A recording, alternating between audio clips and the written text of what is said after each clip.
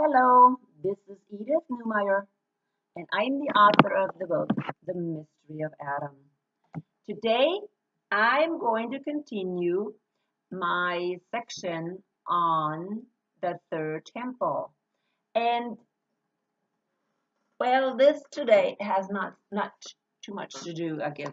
It does in a little bit about the third temple, but third temple is not mentioned in this section. But I have talked about the son of perdition or the son of lawlessness, the man of lawlessness that Jesus talked about and who is mentioned in Daniel, who sits himself in the temple of God. Okay? Not saying the third temple, saying sits himself into the temple of God. And so we looked at last time the Second Thessalonians account of this son of lawlessness, which some people would like to call the Antichrist. Again, I don't like to call him Antichrist because the Bible doesn't say that is the Antichrist. Okay? There have been many Antichrists, John says, and so it's an Antichrist spirit that is alive in this world and is trying to do Satan's work. So today we're going to Revelation 13, and I'm going to look at the same person that Paul mentioned in Thessalonians, Second Thessalonians, okay, or at least some people say it is the same person. Why? Because it describes kind of the same person. So here it is. Now we cannot just jump to 13, Revelation 13. We have to know what happened before in order to really understand. And it is important. So what happened before in chapter 12, and I have talked about that, and last year it was really popular, and that is the sign of the Virgin in the sky that is giving birth to a son. Okay, but this son was taken away into heaven, and so now this woman, Satan was going after the offspring. Let's read it though. It says, and the two wings of the great eagle were given to the woman, which bore the child, who was taken into heaven, in order that she might fly into the wilderness to her place where she was nourished for a time and a time and a half from the presence of the serpent. Okay?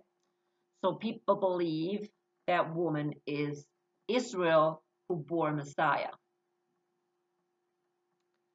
So she is going into the wilderness. So then in 17, which is Revelation 12:17, it says, and the dragon was enraged with the woman because he couldn't get to her.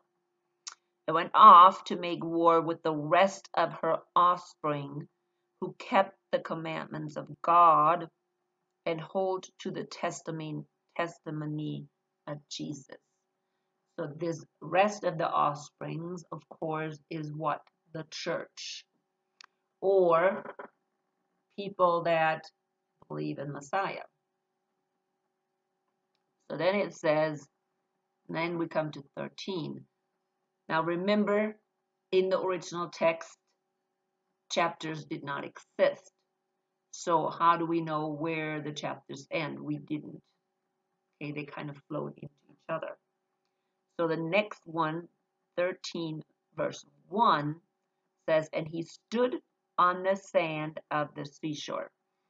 Now, that word, he stood on the sand of the seashore, sometimes that word he is an I in some of the, some early manuscripts say I stood. So which one is it? If it says he stood at the seashore, which mine says, that means Satan, the dragon, okay?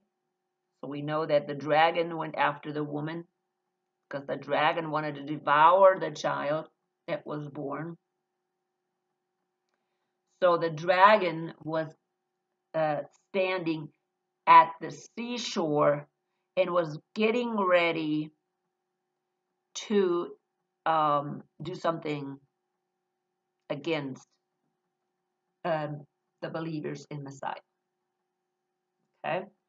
Now, again, some say it's I, which would then refer to John standing at the seashore.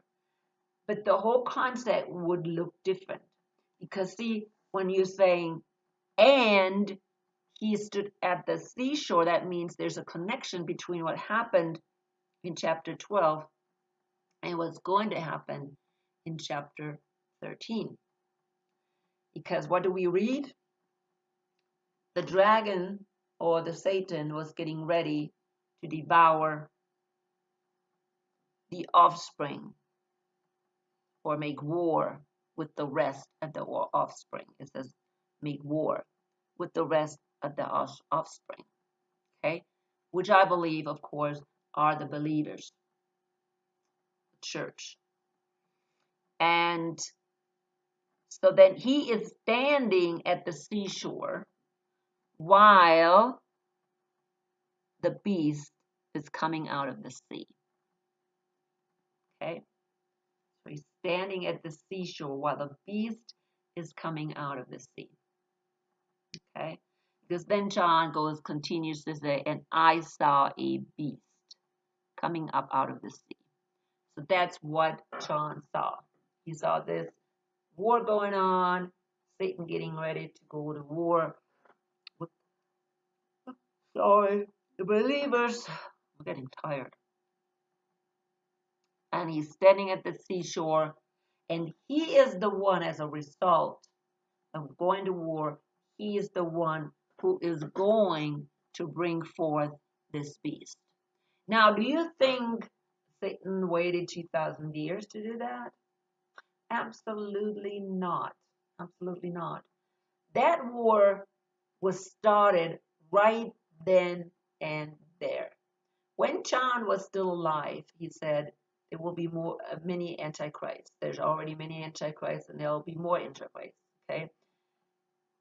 Right then and there, when John was writing this, I believe this war started.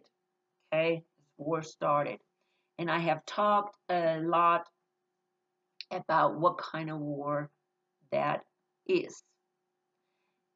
I said in Thessalonians, this war, this man of lawlessness, I believe, is a system, not just for man, but a papacy. That the papacy, it's a system. And so it's papacy. And so now I'm saying the very same thing here. Because it is described exactly like the papacy, like the Catholic Church. Okay? From the beginning, right after the first apostles and Paul, bad false teachers entered the church to destroy it and to devour it. Now, at the height of that destruction, the Roman Catholic Church was founded. Now, many believe that was a good thing, but it really wasn't. It really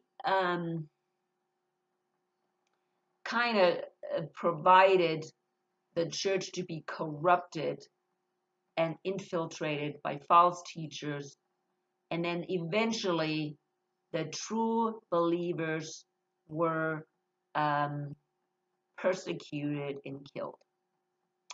So that really killed the church.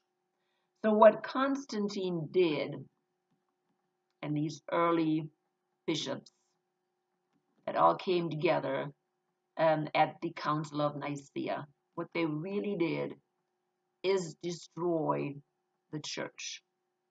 Okay, that's when the Antichrist, if you call him Antichrist, and I fall into that trap all the time too. But this lawless one, let's say Satan, that's when Satan entered the church to destroy it. So let's read this. So we're saying that Satan stood at the seashore and he was thinking, what kind of plan am I going to come up with to destroy the church? Okay, what am I going to do? Okay, and I saw a beast coming up out of the sea, having 10 horns and 7 heads, and on his horns were 10 diadems, and on his head were blasphemous names.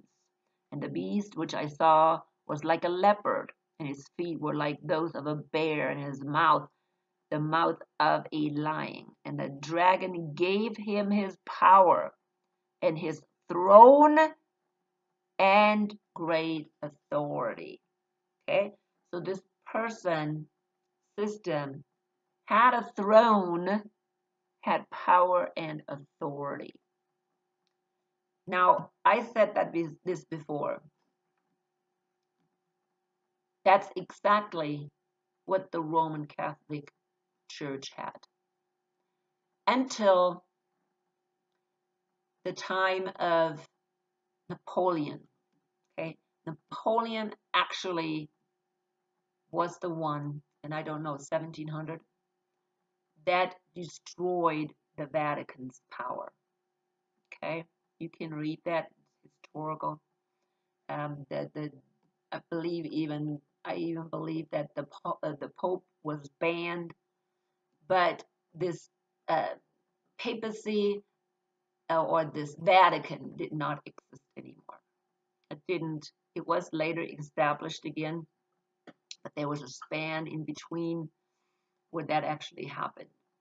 Okay, but until 1700, the Pope was on top of everything. And I said it last time that even today, again, the Pope is on top of every leader, every ruler, everybody in authority in this world. So let's continue reading.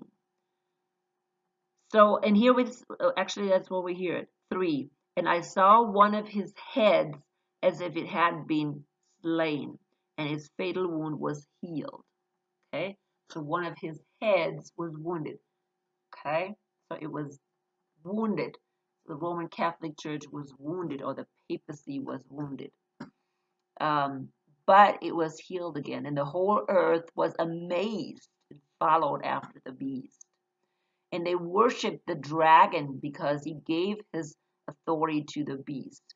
And they worshipped the beast, saying, who is like the beast when he's able to wage war with him? So they worshipped the dragon, okay, Satan. Now, I don't think Catholics would appreciate that if we're saying they're worshiping Satan. But I want you to think about it and do your own research on that. In what way, and I may talk about it sometime later, in what way does the Roman Catholic Church worship Satan without knowing it? Okay, I'm not saying that anybody purposely. I have family members that are Catholic. I was born Catholic. I wasn't born Catholic, but I became a Catholic very early. So I was a Catholic until I was, I'm thinking, 20, maybe. So I don't want to say that Catholics purposely worship Satan. That's definitely not what I want to say. But do some research. In what way does the Roman Catholic Church worship Satan? So anyways, so they were all amazed because the fatal wound was healed, and they all followed him and worshipped. And they worshipped the dragon because he gave the authority to the beast, and they worshipped the beast, saying, who is like the beast and who is able to wage war against him? And there was given to him a mouth speaking arrogant words, blasphemies, and authority to act for 42 months was given to him. That would be, everybody gets and jumps to the conclusion that's, of course, 3.5 years, and they believe it's literal 300 years. Okay, I believe it's more symbolic.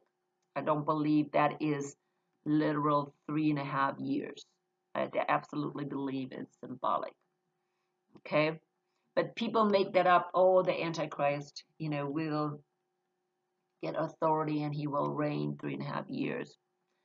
I don't think so. I think the Antichrist, again, this system here, the beast system, it's very obvious. The beast system always has to do with the system. I mean, the beast has always something to do with the system, not one person. So there's none of this, one person. I mean, that's very obvious here, that this beast is not one man. Okay, beast is a system. So, and we don't even have to argue over that. And some people still do it, I guess. They still say, oh, no, this is just one man. Happened somewhere 2,000 years down the road from everything. Oh, no, people, that apostasy has already happened, okay? We had a time where there were no believers around. I mean, the church, the true church, was destroyed, and the Pope was sitting in the, pretend temple of God. So 6 verse 6, and he opened his mouth in blasphemies against God, blaspheme his name and his tabernacle. Now here it says tabernacle, a name and his tabernacle. What tabernacle is he talking about? He's talking about the true church. He's not talking about, again, the temple. Okay, again, I can say, okay, this tabernacle is the temple, maybe even the third temple. And so he is blaspheming against the temple. That is those who dwell in heaven. See, there it is, interesting. His name and his tabernacle, that is those who dwell in heaven. Okay, so is he talking about the tabernacle again? Who is the true church, right? Because he's spelling it out right here. Spelling it out. The tabernacle, that is those who dwell in heaven. Okay? I think that is very, very important, to remember.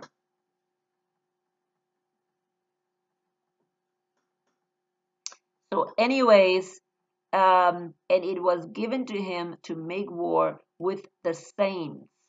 That is a unique section right there.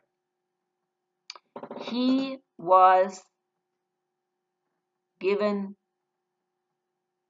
opportunity to make war against the saints and to overcome them. Okay? An authority over every tribe and people and tongue and nation was given to him. Did that happen? Yes. That's exactly what the Roman Catholic Church did. Okay? The Roman Catholic Church made war against all the true saints. Okay? People had to be in hiding because the Roman Catholic Church was totally, read about the Dark Ages, learn about the Dark Ages and what happened with the Roman Catholic Church during the Dark Ages. They had the Roman Catholic Church, the Pope, had absolute and total control over everything. Everything. Okay? People couldn't read. They couldn't read the Bible. They only could go to church, and the priests were in absolute control of what the people believed. And they made the people believe that they cannot be saved unless they do everything correct, and they eventually pay money for their sin. Okay? So that's what Luther went against. So, yes, and everybody who was a true believer was killed. So, yes, the papacy made war against the saints. Okay, the saints who are the true believer, the holy ones. Okay, now it says the one in heaven, but before they go to heaven, of course, they are on this earth, and so guess what? He made war against them, and most of them were killed. There were only few that survived in the mountains, very few. Okay, like for instance, the Anabaptists, and there was another group, Valdenza, I think they're called Valdenza, that are still actually active today. There's still Valdenza in Switzerland and in Italy, and they survived, but very few people, very few true believers survived. They were all killed. And it says, and authority over every tribe and people and tongue and nation was given to him. So, is that true? Yes. The Pope was over everything. If you know your American history, you know when the people from England came to the United States, from Portugal, from Spain. They came to the United States.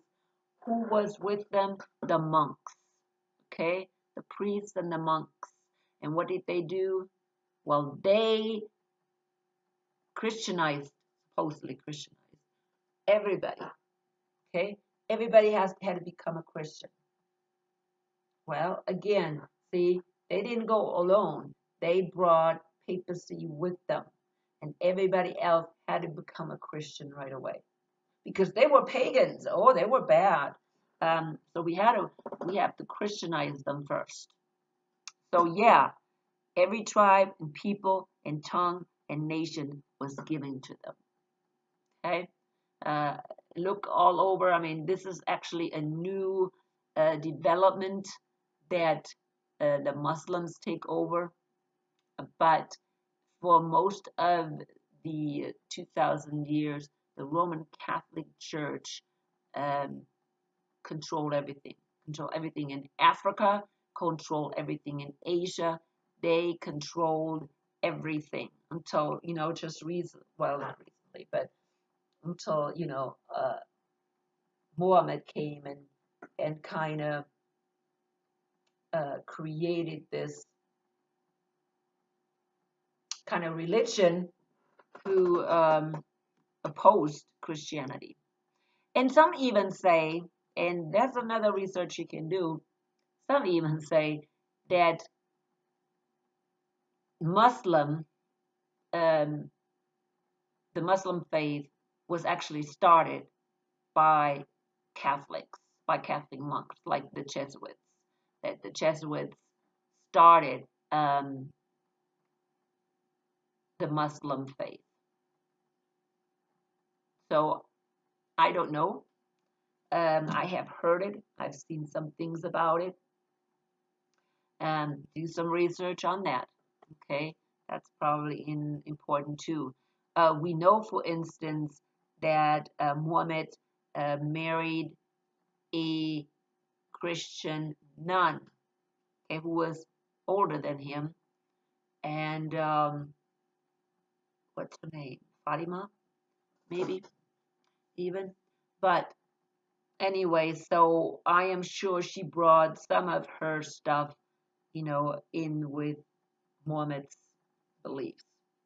And Muhammad, I think, um, used to be Catholic. I mean, yeah, Catholic, Christian, I believe. That's where he actually started his faith. So, anyways, for me, that is all extremely interesting. But it is showing you that the papacy had um, ruled everything, had authority over everybody. And verse 8. And all who dwell on the earth will worship him. Will worship him. Okay? Will worship him.